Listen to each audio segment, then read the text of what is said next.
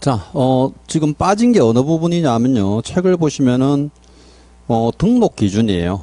49페이지 펴보세요. 책 49페이지.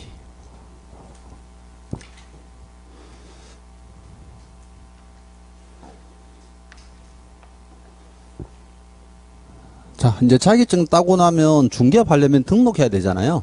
그 등록 절차가 이제 여기 나와 있는 부분인데, 등록 신청자는 보시는 대로 이제 여기 개인하고 법인이에요. 그 개인이 이제 공인중개사고, 법인이 이제 있는데, 공사와 법인만 이제 등록되는데요. 소공들은 등록이 안 돼요.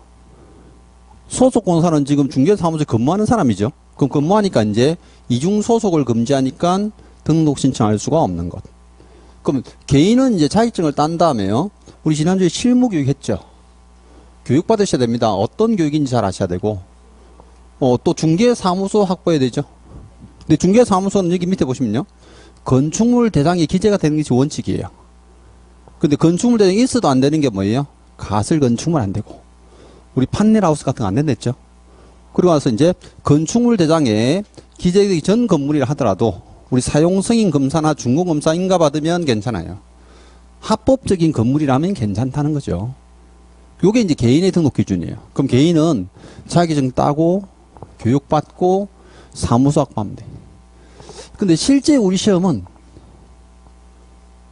법인의 등록 기준을 거의 매년 내요. 매년. 왜냐면 개인의 등록 기준이 법인에 포함되어 있기 때문이죠. 그 절차에 관한 부분인데, 자, 그럼 보시면 49페이지 쌍갈로 2번 한번 보세요. 법인이 중개사무소를 개설하고자 하는 경우도 있는데, 과론의 체크고사에 특수법인은 제외한다. 그럼 특수법인들은 우리가 다른 법률에 따라 중개할 수 있는 법인인데, 가장 대표적으로 농협이 있어요. 그럼 농협들은요, 이 등록 기준을 전혀 적용받지 않아. 그럼 등록 기준을 적용받지 않으니까 당연히 농협은 대표자가 공사 아니라도 돼. 거기다가 임원들도 공사 아니라도 되고요. 실무 교육 안 받아도 돼요. 그럼 우리 순수하게 중개법인만 요 등록 기준을 갖춘다 보시면 되는데요. 그 밑에 쌍갈로 동그라미 2번 한번 보세요. 뭐 1번은 지난주에 결제사 한 거고 2번 보세요. 상법상 회사 또는 협동조합, 기본법상의 협동조합, 단 사회적 협동조합은 제외하고 자본금이 5천만 원 이상 이렇게 돼 있죠. 보시는 대로 이제 일단 어떤 회사를 설립하느냐면요. 상법상 회사를 설립하든지 협동조합을 설립해야 돼요. 근데 이게 이제 예전에 어려운 문제, 쉬운 문제 나올 때는 민법상 법인 냈단 말이에요. 근데 요즘 그런 문제 안 내요. 왜? 민법상 법인은 당연히 이건 비영리 법인이라 등록이 안 되는 거고, 요즘 제일 잘 내는 게 얘예요, 얘. 그냥 협동조합은 되는데 사회적 협동조합 안 된다 했죠. 그럼 사회적 협동조합이 왜 안 됩니까? 비영리 법인이라서 안 돼. 비영리 법인. 근데 그런 건 시험에 안 나와요. 그럼 사회적 협동조합은 안 된다. 이까지만 알면 돼. 사회적 협동조합이 무엇입니까? 물어보질 않아요. 왜? 협동조합 기본법이 우리 시험 범위가 아니거든요. 그러니까 여러분들이 나중에 혹시 공부할 때 우리 실제 조문에 다른 법의 이름이 나오잖아요. 우리 앞에 이제 왜 중개 대상으로 할 때도 보세요.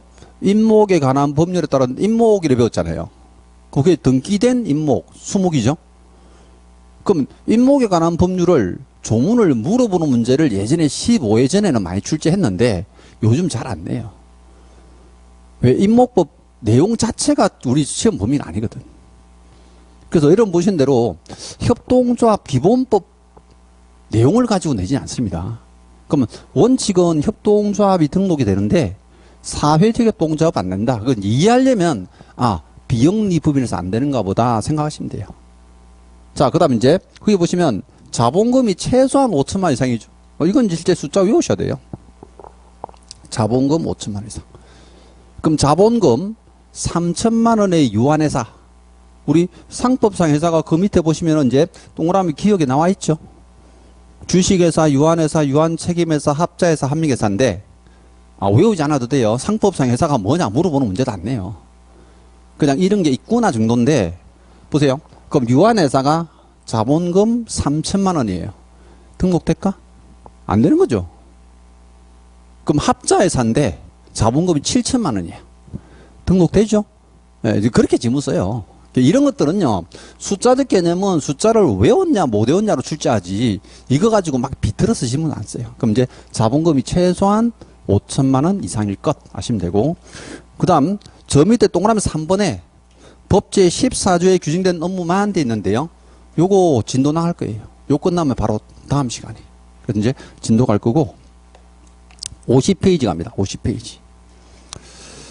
자, 동그라미 4번하고 5번, 요 두 가지를 이제 엮어 놓으시면 되는데요. 사람의 조건이에요. 그럼 이 법인에는 공인중개사가 몇 사람이나 있어야 되느냐인데요. 그럼 자격증 가진 사람이 이제 몇 사람이냐 보시면 돼. 보세요. 그럼 공사는 일단 대표자 한 사람 자격증, 대표자는. 그 보세요. 이건 대표자 가지고 시험 내면 간단해요. 그러면 대표자는 공인사가 아닌 자도 된다. X죠?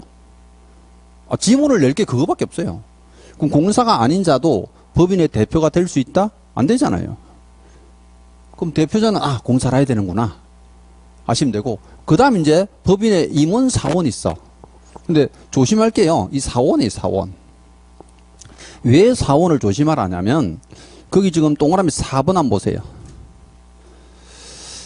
자, 4번에 법인의 대표자는 공사이며 대표자를 제외한 임원사원 3분의 1 이상인 공사일 것 돼 있는데, 법인의 대표자는 반드시 공사이어야 하는데, 보세요. 상법 규정에 따라 대표이사 1인의 회사 설립 가능하고요. 또 사원 또는 임원이 없는 대표자 1인의 회사의 중개법인 공사 최소 확보 인원으로 공사 1인으로 하고 있음을 알 수 있다 돼 있죠. 그러면 사원 임원이 꼭 있어야 돼요? 그건 아니에요. 없어도 돼. 그러면 사원 이름 없이 그냥 대표자 한 사람이 내가 주식회사를 설립했어. 이거 상법에는요, 1인 주식회사 설립이 가능하거든요. 혼자 설립했어. 혼자 자격증 있으면 돼요. 무슨 뜻인지 알죠? 근데 여기서 이제 만약에 사원 임원을 둔다면 대표자를 제외하고 몇 사람요? 3분의 1 이상은 공사를 해야 된다. 3분의 1. 근데 제외한 3분의 1이죠. 이거 5년 동안에 포함이라고 세 번이나 냈어요. 대표자를 포함한 3분의 1. 근데 이것도 사실 마찬가지예요. 뭐 2분의 1 과반수 뭐 엄청해요. 사람의 조건 가지고 엄청 잘 내는 거고, 여러분들이 조심할 개념은 요거예요. 사원. 우리가 이제 사원은 어떤 사람이 사원입니까? 하면요, 이게 무한책임 사원이에요.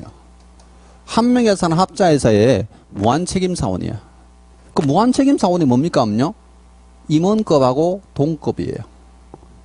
그러면 주식회사나 유한회사에 가면 이사라 부르는 사람 있죠? 그 사람들은 뭐라 표현해요? 임원이라고. 합자회사나 합명회사는 뭐라 그래요? 무한책임 사원이라거든요. 그래서 이제 무한책임 사원이랑 임원은 동급이에요. 근데 이렇게 설명을 하고도 이제 물어봐, 제가. 뭐라고? 그러면 한 회사에 임원도 있고 사원도 있는 회사 있을까요?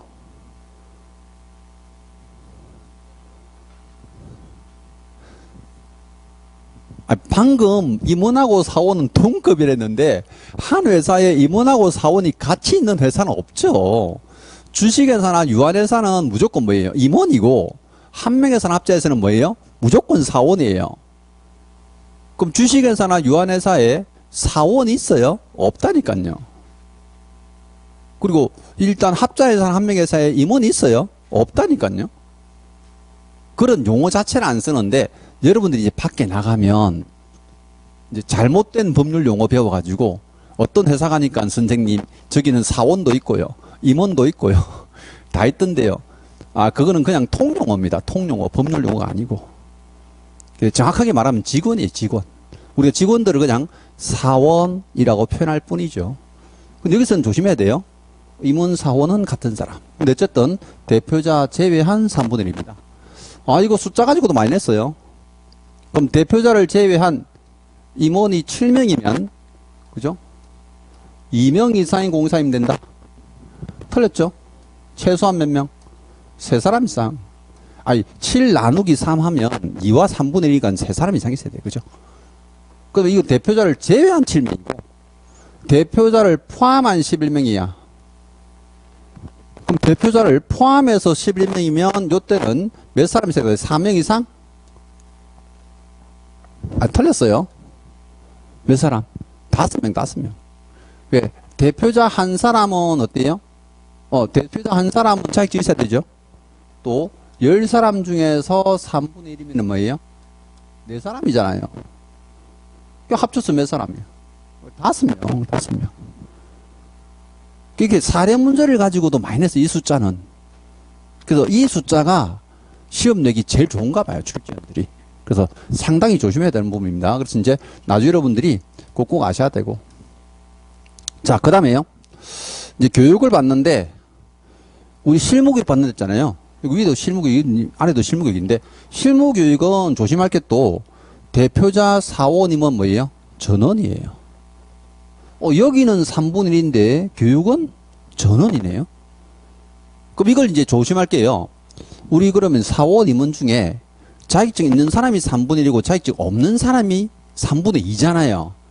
그러면 자격증이 없는 임원들, 이래 나온다니까요. 그러면 공인중개사 자격증이 없는 임원은 실무교육을 받지 아니한다. 틀렸죠? 자격증이 있던 없던 전부 다 뭐예요? 실무교육 다 받으셔야 돼요. 실무교육은. 또 우리가 분사무소를 둘 수 있잖아요. 법인은 이제 주된 사무소에는 대표자라 하고 분사무소에는 책임자라는 사람이 있는데 이 사람도 실무교육 다 받으셔야 돼요. 우리가 앞에 교육했잖아요. 교육은 실무교육과 직무교육이 있었죠. 그럼 직무교육 받는 사람 누구예요? 중개보조원. 그럼 중개보조원 직무교육 빼고 나면 몽땅 무슨 교육 받는다고? 실무교육. 그렇죠. 대상자니까 여기서 이제 사원 임원 전원 조심하면 되고. 자, 그 다음에요. 사무소 확보합니다. 똑같아요. 사무소는 건축물 대장 기재된 건물에 사무소 확보하는데 가설 건축물은 안 되고, 건축물 대장이 없다 하더라도 어때요? 준공검사 인가받거나 사용 이제 승인 검사 받은 건물 가능합니다. 이렇게 이제 우리가 등록 기준. 우리 시험에서는 이 등록 기준이 워낙 압도적으로 많이 나오다 보니까 여러분 눈 감고도 외우셔야 돼, 이거는. 그죠? 지문 쓰기도 좋잖아요, 이게. 오지선 다니니까. 근데 이렇게 짧게 쓰는 게 아니고 서술문으로 주죠. 우리 지금 책에 나와 있는 조문대로. 상법상 회사이거나 협동조합 가로 열고 사회적 협동조합을 제외한다. 또 자본금이 5천만 원 이상일 것. 이렇게 주는 거죠. 그래서 제가 이제 공부할 때 이 그림보다는 글씨를 보고 서술문을 보고 조문을 보고 공부하는 게 훨씬 이제 익숙해져요. 나중에 문제 풀 때 되면. 근데 요거는 그냥 이해를 돕기 위해서 그림을 그렸다고 보시면 돼요. 자, 그럼 요렇게 이제 등록 기준 갖추고 나면 이제 등록 신청하죠? 어디에 합니까? 하면 등록 관청이 하는데, 이 등록 관청이 어디예요? 네. 사무소 소재지 어디죠? 시군구입니다. 시장, 군수구청장이에요. 우리 자격증은 누가 줘요? 시도지사. 그죠?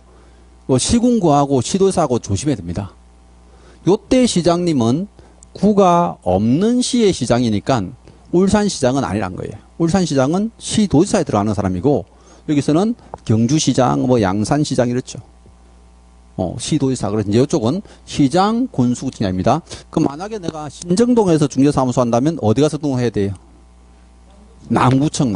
그죠? 구만 있으면 무조건 구청장이 등록관청이에요. 그럼 이 등록관청에다가 이제 신청하죠?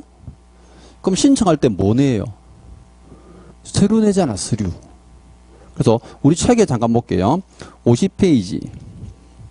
큰 제목 3번 한번 보세요. 중개사무소 개설 등록 절차돼 있는데 등록 신청돼 있죠? 근데 등록 신청할 때요. 51페이지 보면 쌍갈로 이번에 신청 시 구비 서류가 쭉 있잖아요. 근데 신청할 때 내는 서류가 중요한 게 아니고 내지 않는 서류가 더 중요해요. 그래서 오히려 이제 신청 서류에 체크하지 말고요. 50페이지 보면 밑에 동그라미 2번 있죠, 이거. 이걸 꼭 체크해 놓으셔야 돼. 동그라미 2번. 제일 밑에. 그 50페이지에 이제 실제 그 동그라미 2번은 뭐냐면요. 이 등록관청이 확인하는 거예요. 등록관청이 확인하는 서류. 그 예전에는 요 서류를 다 냈는데 지금 행정전산화가 되면서부터 우리는 이 서류를 안 내요. 대한민국은 펄프가 1g도 생산이 안 돼요. 전량 수입이에요. 100%. 선생님, 내가요, 옛날에 뭐, 동해펄프라는 회사도 있는 것도 다 아는데, 그 원재료는 다 수입이에요. 우리나라 나무배 가지고 펄프 만드는 공장이 없어요. 그러니까 종이 한 장이라도 아껴야 되죠. 저도 사실은 뭐 종이를 워낙 많이 쓰는 사람 중에 하나인데, 집에 가면 뭐 이민지를 엄청 써요. 저도 아까워가지고. 그러니까 이 등록 관청이 이제 행정전산하면서 이제 서류를 다 없애버렸단 말이에요. 어차피 확인하고 버리는 서류거든요. 굳이 그런 서류를 뭐하러 제출하느냐 이거죠. 너희들이 확인을 하는데, 자, 요게 세 가지입니다. 이 서류는 진짜 조심해야 돼요. 그럼 첫 번째가 뭡니까 하면요, 일단 자격 확인. 근데 자격증 누가 준댔어요? 시도의사니까 누구한테 확인해야 되겠어? 시도의사입니다. 그 첫 번째를 보세요. 동그라미 2번에 등록 신청을 받은 등록관청은 공사 자격증을 발급한 시도의사에게 개설 등록하려는 자, 법인의 경우는 대표자를 포함한 공사인 임원사원 전원입니다. 공사 자격의 확인 요청을 해야 되고, 그럼 시도지사한테 등록관청이 물어보는구나. 이 사람 자격증 있습니까? 하고. 근데 어떻게 제가 수업하다가요, 이렇게 얘기하면 전화합니까? 이러는데 아니에요. 전산으로 다 확인해요. 전산으로. 자, 그 다음 두 번째 보세요. 세 번째 줄, 전자정보법 제36조 1항에 따라 행정정보 공동요청해요. 이게 전자정보법 나오면요, 법 이름은 무시하세요. 중개사법에서는 문제 풀 때 법 이름 가지고 바꿔 안 내니까 무조건 무시하면 돼. 그러면 행정정보 공동이용이라는 것은 전산망의 공동이용이라는 뜻인데, 이게 법인 등기사항 증명서. 법인 같으면 법인 등기부를 내야 되죠. 근데 법인 등기부 제출하지 않고 어때요? 전산으로 확인한대요. 등록관청이. 그 다음에 건축물 대장 나오죠. 그럼 건축물 대장도 우리가 제출하는 게 아니고 어때요? 등록관청이 확인한대요. 근데 예전에는 행정전산화가 되기 전에는 어때? 이거 다 냈단 말이에요. 심지어 저도 중개사무소를 2번을 했는데, 한 번은 처음에 2002년도에 법인을 했거든요. 법인할 때 이 서류 다 냈어요. 등기소 가서, 법인 등기소 가서 어때요? 이제 등기부 다 발급받고, 건축물 대장도 구청 가서 발급받고, 왜? 그때는 전상은 안 되니까 집에서 발급이 안 돼. 구청이고 뭐 법원이고 다 쫓아다녔다니까요. 그것도 수수료 때요. 다 내고. 요즘 이거 뭐 건축물 대장이고 뭐고 다 공짜잖아. 집에서 전산 발급받으면. 좋아졌죠? 나라 좋아졌어. 근데 아예 발급받을 필요가 없죠. 근데 서류는 나오면 보세요. 이거 제출해야 된다 나오거든요. 틀리면 안 돼요. 서류. 자, 그 다음 오른쪽 갑니다. 쌍갈로 3번에 등록관청의 등록 거부는 이거 시험에 낸 적 없어요. 그 다음 이런 기준을 갖추지 않으면 등록해주지 않는다는 표현만 한 겁니다. 참고로 보시면 되고, 쌍갈로 4번 가보세요. 그럼 4번에 보면 이제 등록 통지라고 돼 있죠. 그럼 등록 통지를 언제 해주느냐는 절차인데요. 이건 숫자 조심해야 돼요. 7일. 날짜 7일입니다. 앞으로 여러분들이 이제 날짜가 계속해서 나올 건데요. 사실 수험생들이 가장 헷갈려하는 날짜가 7일짜리하고 10일짜리예요. 그게 우리 중개사법에는 제일 많이 나와요. 내려가면 돼요. 7일은 뭡니까 하면요, 이거 행정관청에서 하는 업무는 거의 다 7일짜리예요. 거의 다. 행정관청에서 하는 업무가요, 10일짜리가 없어요. 왜 없습니까 하면요, 7일이 뭐예요? 숫자. 일주일이죠. 주말에 실제 업무를 하지 않기 때문이에요. 그래서 등록 통지해 주는 것도 만약에 목요일 날 신청하면 다음 주 목요일까지 해주겠다는 거예요. 금요일 신청하면 다음 주 금요일까지. 근데 여기를 만약에 10일 만들었다 보세요. 그럼 문제가 좀 생기죠? 주말이 끼니까 이게 날짜가 복잡해져요. 점점. 그래서 이 관청의 업무 중에요, 10일짜리가 단 한 건도 없어요. 근데 우리가 하는 업무 중에는 7일짜리가, 10일짜리가 대부분이에요. 10일짜리가 거의 대부분인데, 이게 어쩌다 7일짜리가 하나씩 있어요. 하나씩. 예외조항이 있으니까. 우리 암기표 받으셨죠? 암기표 그거 다 외워야 돼. 덧정 없죠. 20페이지. 근데 제가 거기다가 숫자면 숫자만 다 실은 게 아니고, 숫자 옆에 조문을 써놨잖아요. 그러니까 만약에 7일짜리 같으면, 등록 통지 제목 써놓고 그죠? 쭉 이렇게 조문을 써놨죠. 그럼 그 조문을 읽어야 돼.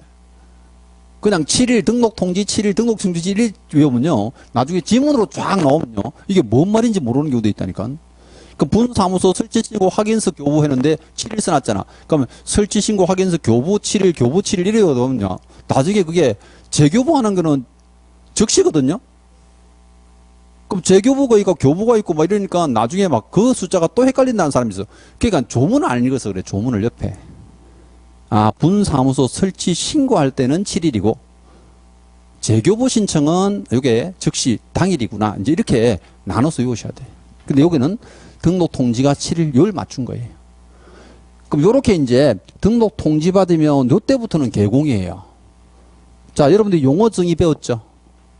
용어 정의에서 공인중개사는 뭐야? 공인중개사는 자격을 취득한 자죠. 그럼 등록한 사람 누구예요? 개업공사, 개공이죠. 그럼 이게 등록 통지의 효과다, 이렇게 불러요. 그럼 지금부터 중개해도요, 무등록 중개업자 아니란 거예요.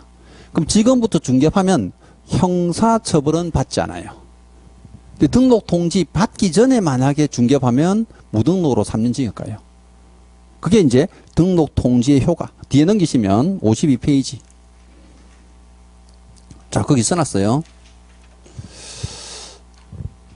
자, 동그라미 2번 봅니다. 제일 위에 첫 번째 줄. 등록 통지 효과 돼 있고, 자, 등록의 통지를 받으면 유효한 등록이 된 것이고, 그때부터 개업공사가 된다 돼 있죠.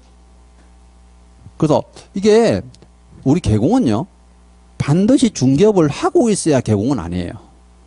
통지 받는 순간 개공이고, 또 나중에 등록을 하고 중개사무소 하다가 6개월 동안 휴업하잖아요. 그럼 휴업을 하고 집에 있어도 개공이에요. 등록이 살아있으면 어때요? 끝까지 개공이에요. 등록만 살아있으면. 자, 그게 이제 등록 통지 효과고, 그 다음에 쌍갈 5번에 종별 변경이나 등록상의 통보는 별로 안 중요하니까 빼버리고요. 빼버리고. 자, 이제 나머지 절차 잠깐 보시는데, 우리 책에는 지금 이 나머지 절차가 한참 뒤에 쓸려 있어요. 거기 어디 있냐면, 자, 61페이지 펴보세요. 책을 61페이지.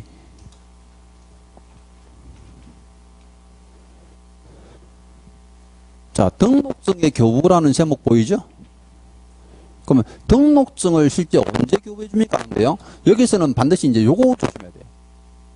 등록증을 받고 싶으면요, 보증 설정 사실을 확인합니다. 그래서 이제 거기 보시면 쌍갈로 2번 한번 보세요. 2번. 1번은 요겁니다. 날짜 7일. 1번은 등록 통지고, 2번 등록증 교부 절차에서 개설 등록 통지를 받은 신청인은 중개 행위로 인하여 중개인에 손해를 끼칠 경우를 대비하여 손해배상 책임을 보장하기 위한 업무보증 설정에 되면 어디 돼 있죠? 아, 업무보증 설정을 해야지. 이걸 확인하고 뭐 줘요? 등록증 교부한다고요. 그럼 여기서는 이제 조심할게요. 순서입니다. 순서.